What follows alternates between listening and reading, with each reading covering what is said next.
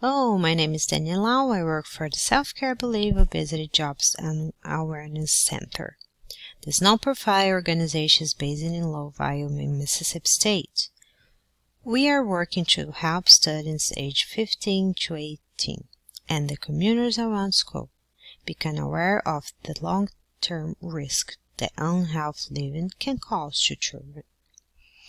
We do this providing support and solutions to those who are already overweight and suffer from illness or disease, such as include diabetes, cancer, heart disease, stroke. I'm going to talk a little bit about our project for these children and how obesity impacts their lives of adolescents in Mississippi. Mississippi is one of two of the highest obesity rates in the U.S. In Mississippi, 22.3% of 10 to 17 years old are obese, giving Mississippi a rating of 2 out of 50 states in D.C. Number is 3. One child have obesity in U.S. The Self-Care Believe program is an idea by healthcare professionals to collect data within communities and schools in Mississippi. Self-Care Believe is here to support families and educate people to avoid the risk obesity can cause.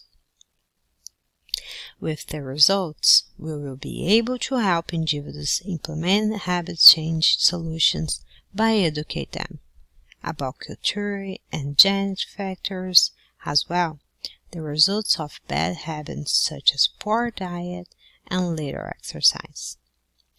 This program is designed to implement physical activities with the help of a professional that can help both students and staff in the school get an improved routine.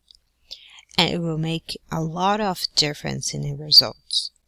The program will also address better nutrition by allowing participants to have sessions with nutritionists.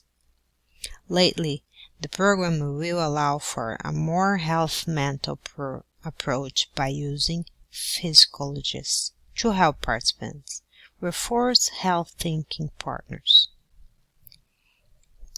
The data collected will be analyzed to test for change over time and prevalence of participants classified as overweight or obese, as well as other related diseases. In 2010, in one news story, we see the experience of students at Mississippi High School who participate in a similar program having some good results.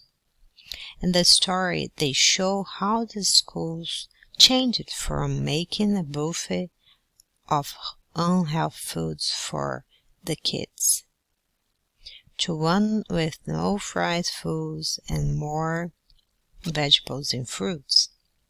The program also addresses how to take care of health with physical activity and require 150 minutes of exercise each week in school.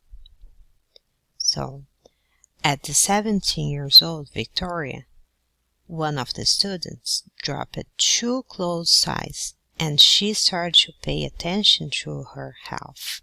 She said, "I like to be outside more and do exercise more than I used to." Victoria also brought her whole family in the act, including her grandma, 63 years old, who does most of the cooking at home. She said, "I am feeling better.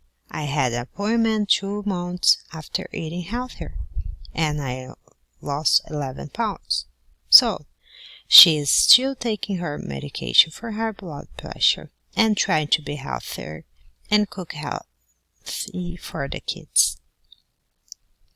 So, as you can see, similar programs have had success, and we would like to see that success expanded to all the students we can possibly reach in Mississippi public health education system.